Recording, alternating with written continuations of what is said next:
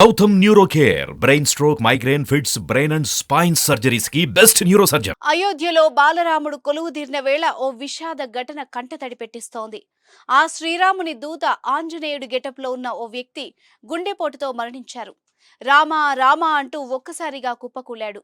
హర్యానాలోని భివానీలో జరిగిన ఈ ఘటన కలిచివేస్తోంది. అయోధ్యలో రామమందిర ప్రారంభోత్సవం సందర్భంగా దేశవ్యాప్తంగా ఆధ్యాత్మిక శోభ నెలకొంది.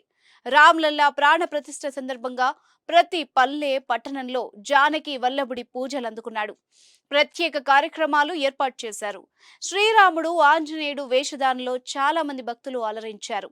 500 ఏళ్ల నాటి కల నెరవేరడంతో హిందువులు ఆనందంలో మునిగి తేలారు.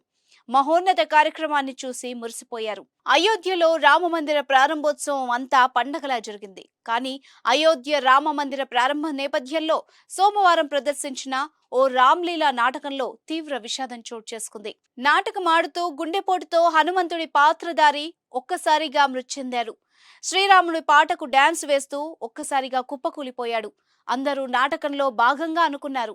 కాసేపు ఎవరూ పట్టించుకోకుండా పాటకు చప్పట్లు కొడుతూ కనిపించారు. కానీ అతడు ఎప్పటికీ లేవకపోవడంతో చూసి ఒక్కసారిగా షాక్ అయ్యారు. గుండెపోటుకు గురైన వ్యక్తి వయసు కేవలం 25 సంవత్సరాలు మాత్రమే. అయోధ్య ప్రాణ ప్రతిష్ఠ సమయంలో ఆ శ్రీరామచంద్రుడికి పరమ భక్తుడైన ఆంజనేయుడు గెటప్ ఉన్న వ్యక్తి చనిపోవడం విషాదాన్ని నింపింది.